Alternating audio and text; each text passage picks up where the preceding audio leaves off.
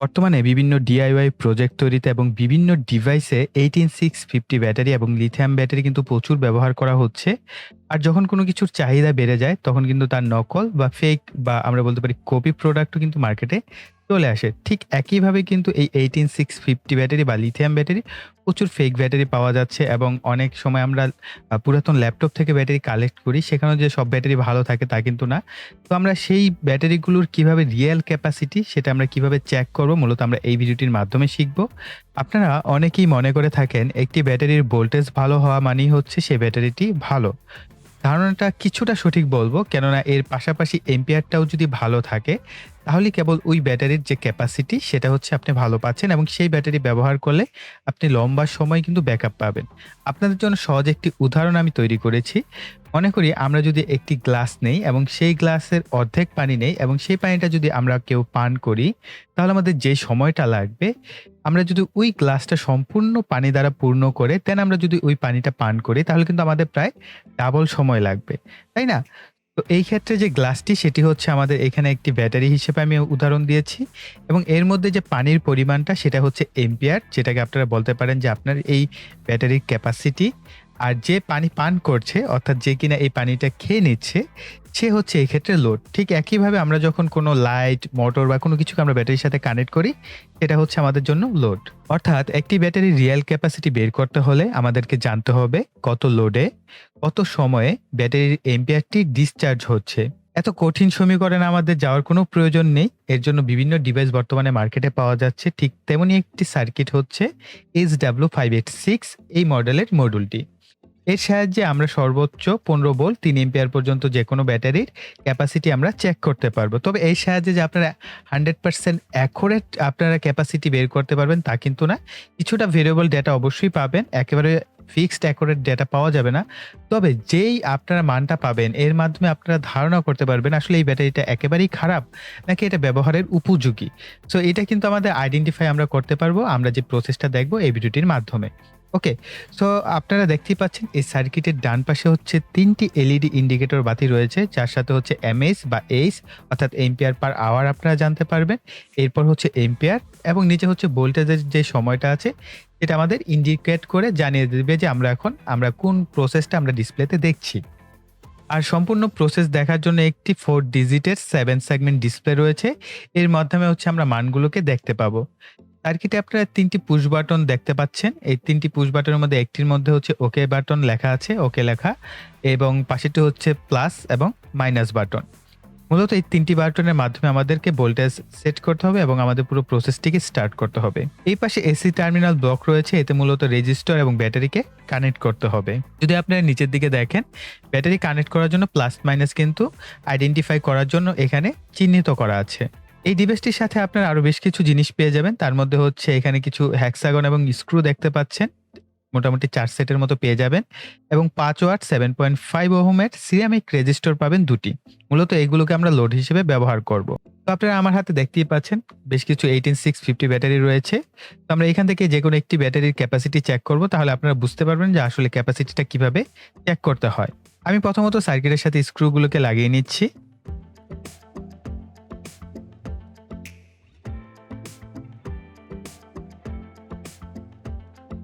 আপনারা এখানে দেখতেই পাচ্ছেন এসি যে টার্মিনাল ব্লক আছে এখানে আমি 2টি তারের সাহায্যে 2টি এলিগেটর ক্লিপকে সংযুক্ত করেছি মূলত রেজিস্টরকে কানেক্ট করার জন্য। আপনারা চাইলে সরাসরি কানেক্ট করতে পারেন, কোনো অসুবিধা নেই।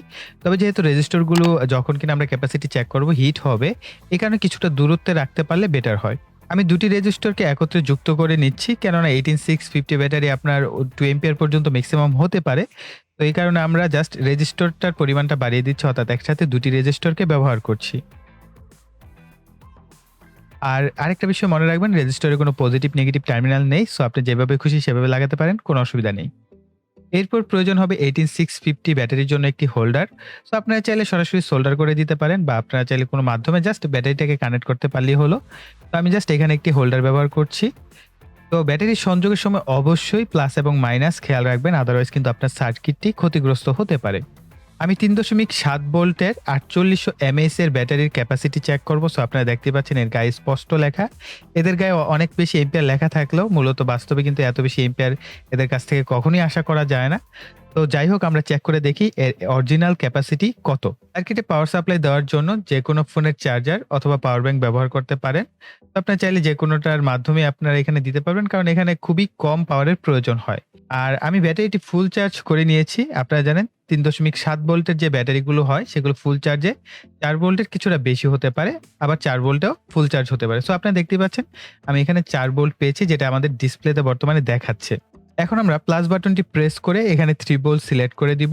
দেন আমরা ওকে বাটন প্রেস করলে আমাদের যে প্রসেসিং এটা শুরু হবে। এখন কিছু ইনফরমেশন দেওয়া যাক। এটা হচ্ছে যে 3.7 ভোল্টের ব্যাটারি সর্বোচ্চ ৪ ভোল্ট যেরকম হয় ফুল চার্জে, ঠিক একইভাবে যখন কিনা এই ব্যাটারিগুলো ৩ ভোল্টের নিচে নেমে আসে তখন কিন্তু এই ব্যাটারিগুলো আর কার্য উপযোগী হয় না।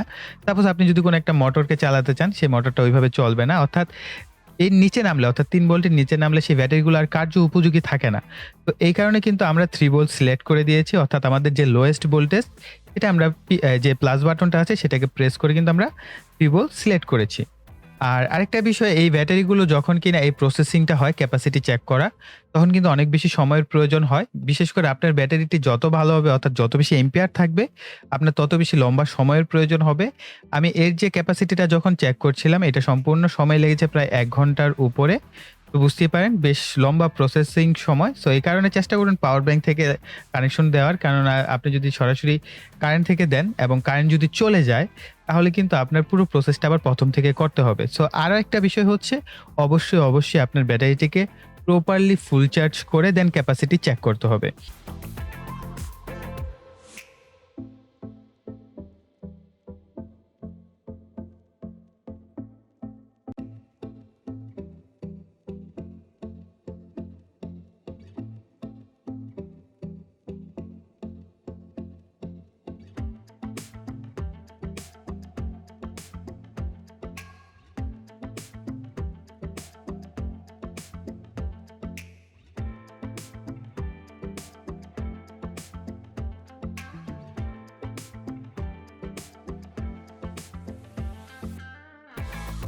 তো যখনই সার্কিটের এই ডিসপ্লেটি এরকম ব্লিঙ্ক করা শুরু করবে, অর্থাৎ আপনার যে রিয়াল ক্যাপাসিটি সেটা বের হয়ে গেছে, অর্থাৎ ব্যাটারির যে রিয়াল ক্যাপাসিটি এটা আমরা পেয়ে গেছি। সো আপনারা দেখতেই পাচ্ছেন ৯৩৮ হচ্ছে আমরা এমএস পেয়েছি।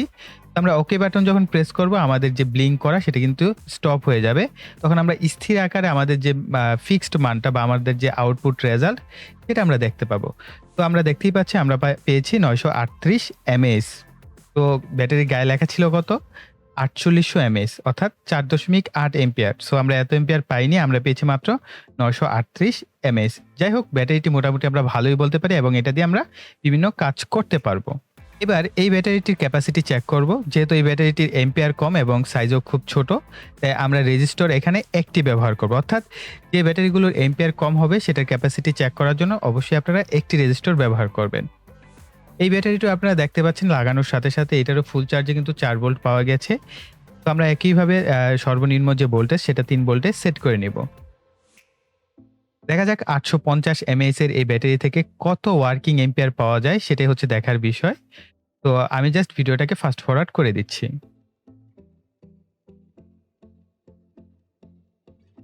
আমাদের ফাইনাল রেজাল্ট চলে এসেছে। সো আমরা এখানে পেয়েছি ৪৬৫ এমএএইচ। তো বলা যেতে পারে যে এই ব্যাটারিটা থেকে আসলে আমরা ভালোই একটা ক্যাপাসিটি পেয়েছি। যদিও অর্ধেক থেকে কিছুটা বেশি। তারপরেও আমি বলব, যেহেতু আমরা ওয়ার্কিং ভোল্টেজ সেট করেছি ৩ ভোল্ট, আসলে অনেক ক্ষেত্রে কিন্তু এর নিচেও কাজ করে। আমি বলব যে এই ব্যাটারিটা আসলে প্রপারলি এম্পিয়ারটাই দেওয়া আছে যতটুকু। তো ৮৫০ এমএএইচ এর পরিবর্তে ৪৬৫ বা ৫০০ এমএএইচ পাওয়া কিন্তু বেশ মোটামুটি ভালো বলতে পারি আমরা ব্যাটারিটি। আপনারা দেখতেই পাচ্ছেন আমি একই প্রক্রিয়ায় কিন্তু অনেকগুলো ব্যাটারির ক্যাপাসিটি চেক করেছি এবং প্রত্যেকটার গায়ে কত এমএএইচ পেয়েছি সেটা লিখে রেখেছি। কেননা আমার এখানে অনেক পুরাতন ব্যাটারি ছিল, অর্থাৎ পুরাতন ব্যাটারি সেল থেকে কালেক্ট করা। সেগুলোর ভিতরে অনেক ব্যাটারি কিন্তু দেখেন ভোল্টেজ কিন্তু ঠিকই ৪ ভোল্ট দেখিয়েছিল, কিন্তু এদের যে ওয়ার্কিং এম্পিয়ার এটা ছিল খুবই কম। আমি যদি কোনো লোডে এদেরকে ব্যবহার করতাম তাহলে কিন্তু আমি সেই পরিমাণ আউটপুট রেজাল্ট পেতাম না। ধরেন আমি যদি একটা লাইটের জন্যই ব্যবহার করি তাহলে কিন্তু আমার ওই লাইটটা বেশি সময় জ্বলবে না। ৫-১০ মিনিট জ্বলার পরেই নিভে যাবে। তো এখানে দেখতেই পাচ্ছেন আমি কিন্তু অনেক কম এমএএইচ এও পেয়েছি। ১০০ থেকে ৪০০ এমএএইচ পর্যন্ত আসলে তেমন একটা ভালো কাজে আসলে লাগানো যায় না ব্যাটারিগুলোকে। কিন্তু ১০০০ এমএএইচ এর উপরে যেই ব্যাটারিগুলো সেগুলোকে আমি বিভিন্ন কাজে মূলত ব্যবহার করতে পারবো। তো আপনি তো দেখতেই পেলেন যে আসলে বিভিন্ন এমএএইচ এ বিভিন্ন ব্যাটারি থেকে আমি ওয়ার্কিং ক্যাপাসিটি সেটা মূলত পেয়েছি। তো আই থিংক আপনারাও এখন আপনাদের যে 18650 ব্যাটারি বা লিথিয়াম ব্যাটারি যদি আপনাদের কালেকশনে থাকে, তাছাড়াও বিভিন্ন ধরনের ব্যাটারিও কিন্তু আপনারা এই একই প্রসেসে একইভাবে ওই ব্যাটারিগুলোর রিয়াল ক্যাপাসিটি আপনারা বের করে নিতে পারবেন। আই থিংক এই ভিডিওটি আপনাদের জন্য উপকারী ছিল এবং আপনাদের প্রয়োজনীয় ছিল। তার জন্য অবশ্যই ভিডিওতে একটা লাইক দিয়ে দিবেন, কমেন্ট করবেন এবং ভিডিওটি শেয়ার করবেন। আর যারা এখনো চ্যানেলটিকে সাবস্ক্রাইব করেননি, চ্যানেলটিকে সাবস্ক্রাইব করে পাশের বেল বাটনটি অ্যাক্টিভ করে দিবেন পরবর্তী ভিডিওর নোটিফিকেশন পাওয়ার জন্য। সো এই বলে এখানে বিদায় নিব। সকালে ভালো থাকবেন, সুস্থ থাকবেন। টাটা।